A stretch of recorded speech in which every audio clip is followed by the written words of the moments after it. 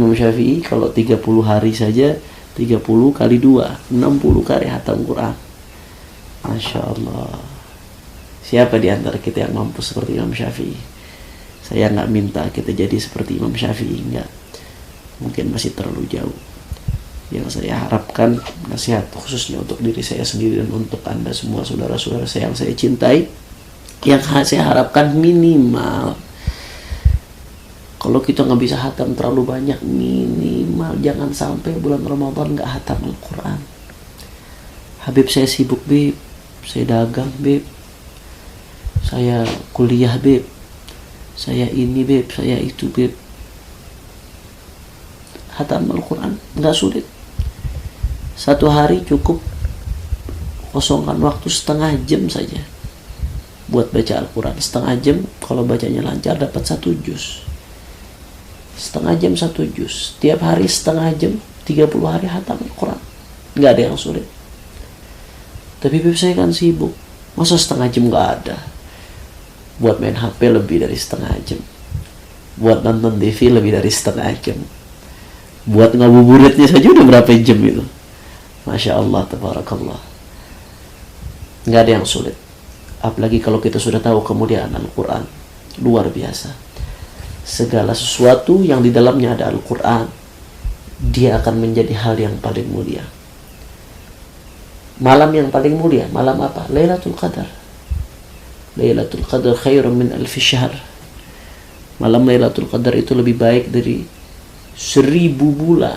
Kenapa malam Lailatul Qadar dijadikan malam terbaik? Inna anzalnahu fi Lailatul Qadar. Karena Allah turunkan Al-Quran pertama kali pada malam Lailatul Qadar. Malam Lailatul Qadar menjadi mulia karena Al-Quran. Bulan yang paling mulia, bulan apa? Ramadan. Kenapa Ramadan jadi bulan yang paling mulia? Karena dia bulan diturunkannya Al-Quran.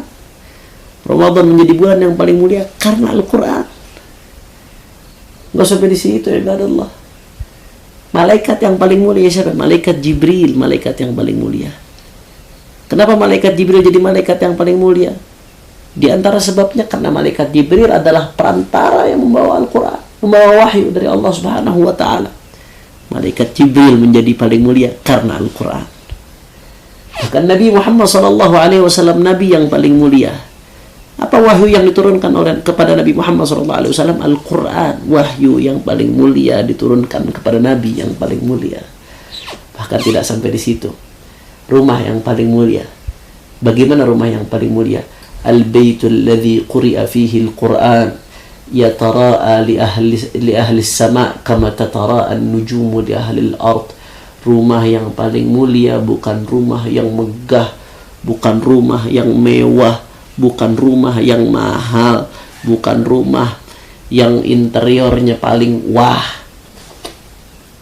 Rumah seperti itu belum tentu dikenal di langitnya Allah Subhanahu wa Ta'ala. Tapi bagaimana rumah yang paling mulia yang dikenal oleh penduduk langit? Dalam sebuah riwayat, Al-Baitul ladzi quri'a fihi Al-Quran.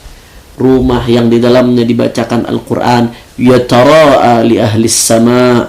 Maka bait rumah itu akan nampak bagi penduduk langit. Kama tatara'an nujum li ahli al-ard. Sebagaimana orang-orang penduduk bumi bisa melihat terangnya bintang, penduduk langit bisa melihat terangnya rumah yang di dalamnya dibacakan Al-Quran. Mungkin rumahnya gubuk, mungkin rumahnya lusuh, mungkin rumahnya kecil, mungkin rumahnya masih kredit, mungkin rumahnya ngontrak. Tapi kalau dibacakan di Al-Quran, di dalamnya dibacakan kalamullah, rumah itu menjadi rumah yang paling mulia, yang dipandang oleh penduduk langit. Terang benderang, bersinar. Kenapa? Karena dibacakan di dalamnya Al-Quran. Bahkan tidak sampai di situ. Sebaik-baiknya manusia. Siapa sebaik-baiknya manusia? Dalam salah satu perspektif, dalam salah satu sudut pandang, Rasulullah SAW mengatakan, khairukum man ta'allama al-Quran wa 'allamah. Sebaik-baiknya kalian adalah yang belajar Al-Quran dan mengajarkan Al-Quran. Dia menjadi sebaik-baiknya manusia karena Al-Quran. Maka hatimu kalau pengen jadi hati yang paling mulia, isi Al-Quran. Lisanmu kalau mau jadi lisan yang paling mulia, hiasi dengan Al-Quran. Matamu kalau mau menjadi mata yang paling mulia, pandang ayat-ayat Al-Quran. Mudah-mudahan Al-Quran menjadi syafaat bagi kita di hari kiamat nanti. Al-Quran akan menjadi syafaat nanti bagi pembacanya di hari kiamat. Kalau hari ini kita sisihkan waktu kita untuk Al-Quran, Al-Quran nanti akan ingat kita ketika kita sulit di hari kiamat. Tapi kalau hari ini kita lupakan Al-Quran, na'udzubillah min dzalik, takut-takutnya Al-Quran akan lupakan kita nanti di hari kiamat. Na'udzubillah. Ja'alanallah wa iyyakum min ahlil Quran fid dunya wal akhirah. Assalamualaikum warahmatullahi wabarakatuh.